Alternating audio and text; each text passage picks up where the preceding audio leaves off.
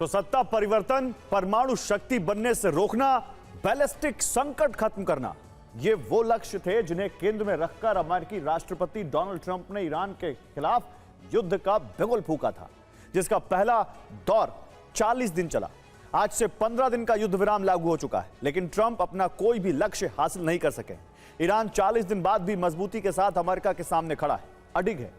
ऐसे में सवाल है कि पूरी शक्ति के साथ ईरान के खिलाफ युद्ध शुरू करने वाले डोनाल्ड ट्रंप को लौटकर बातचीत की टेबल पर क्यों आना पड़ा? ऐसा क्या हुआ जो मंगलवार को ईरान के सर्वनाश की धमकी देने वाले ट्रंप बुधवार के दिन बैकफुट पर आ गए? ये पूरी डिटेल आपको दिखाता हूं इस रिपोर्ट में। 7 अगस्त को सभ्यता का विनाश करने वाला पोस्ट किया, जिसके बाद ईरान ने मध्यस्थों से बातचीत बंद कर दी, जबकि अमेरिका इसके बाद भी कोशिशें करता रहा। 14 दिन का युद्ध विराम हुआ, लेकिन ईरान के 10 बिंदु वाले प्रस्ताव पर, जिसे ईरान ने ट्रंप के 15 बिंदु वाले प्रस्ताव को खारिज करने के बाद भेजा था। युद्ध विराम हुआ, लेकिन हॉर्मुज स्ट्रेट पर अब भी ईरान का कंट्रोल है। वो टैक्स वसूलेगा, यानी ट्रंप युद्ध विराम के दौरान भी हॉर्मुज में जंग से पहले की स्थिति हासिल नहीं कर पाए। और 28 फरवरी को अमेरिका और इजरायल ने ईरान पर एयर स्ट्राइक के साथ जंग की शुरुआत की। सुबह के वक्त अमेरिका ने खामनेई के दफ्तर बेत रहबरी पर बमबारी की, जिसमें ईरान के supreme leader Ayatollah Ali Khamenei की मौत हो गई।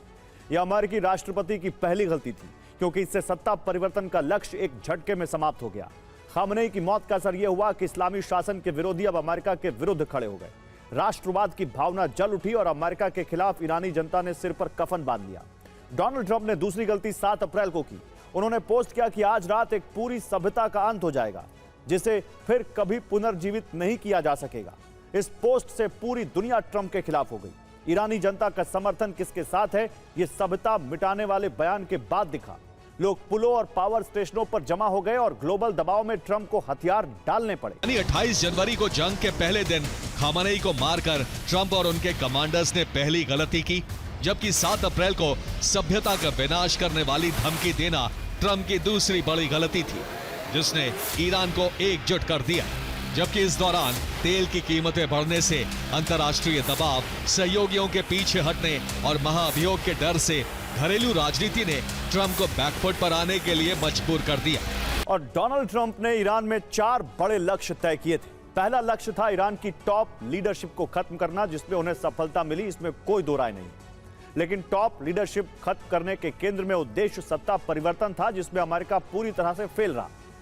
युद्ध विराम के बाद मुस्तबा की स्थिति ईरान में और मजबूत हो गई है। इसके अलावा ट्रंप का लक्ष्य ईरान के बैलिस्टिक प्रोग्राम को तबाह करना था, जिसमें अमेरिका सफल नहीं हो सका। ईरानी दावों की माने तो उसके पास अब भी मिसाइलों का एक बड़ा जखीरा है।